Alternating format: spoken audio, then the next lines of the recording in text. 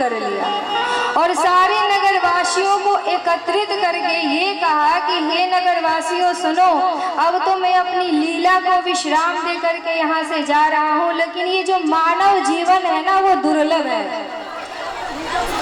क्योंकि इसी शरीर से भक्ति का कार्य किया जा सकता है। क्या कोई श्वान रूप से या फिर अन्य जो जीव हैं जैसे कुत्ता हुआ, बिल्ली हुआ, उस शरीर से कोई भजन कर सकता है?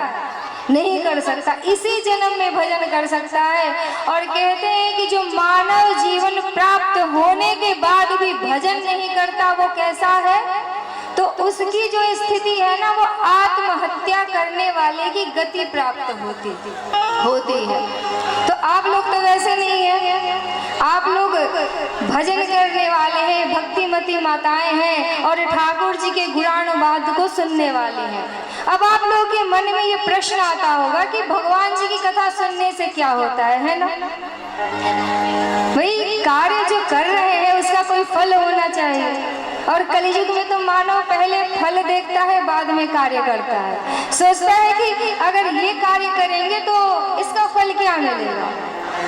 तो जानते हैं ठाकुर जी की कथा श्रवण करने से फल क्या मिलता है? संत लोग कहते हैं कि जब कोई भी ठाकुर जी की कथा श्रवण करता है तो उसके श्रवणों के रास्ते से भगवान जो है वो हमारे अंतःकरण में प्रविष्ट कर जाते हैं। और जब ठाकुर जी हमारे अंतःकरण में प्रविष्ट कर जाते हैं तो क्या होता है?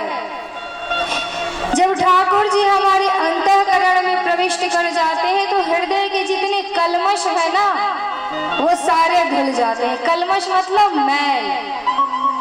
और जो मानव शरीर के रहते हुए उनकी कथा न श्रवण करे तो पता है कल्मश कैसे दूर होते हैं? फिर तो नरकों में जाना पड़ता है। और नरकों में क्या स्थिति होती है? तो कभी कभी आप लोग गंदे कपड़े को धोए होंगे, जितना गंदा कपड़ा होता है उतना ही ज्यादा उसको रगड़ना पड़ता है। तो जिन्हें यमराज के यहाँ जाकर के अपने कर्म रूपी जो भी बुरे कर्म है उससे अपने आप को साफ नहीं करवाना है तो यहीं रह के और उनकी गुणानुवाद, उनकी कथाओं को सुन करके और अपने अंतःकरण को पवित्र करना है। कौन कौन तैयार है कथा सुनने के लिए? सब लोग मन से तैयार है? तो सुनिए, चूंकि यहाँ पर देवी भागवत की भी कथा होने वाली है और देवी जो है वो शक्ति का स्वरूप होती है।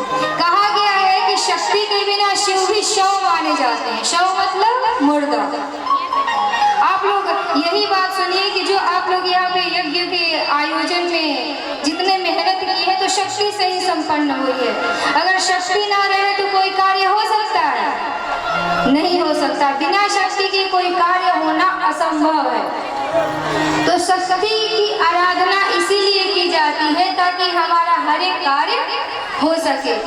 और माता की महिमा तो इतनी बताई गई है कि कहा गया है कि हमारा कोई भी कार्य अगर रुक गया हो, किसी का धन छिन गया हो, कोई बहुत दुखी हो, किसी का पुत्र उससे रूठ करके कहीं और चला गया हो, या फिर पुत्री चली गई हो, या फिर उसको अपने परिवार से निकाल दिया गया हो, घर में कोई उससे प्रेम नहीं करते।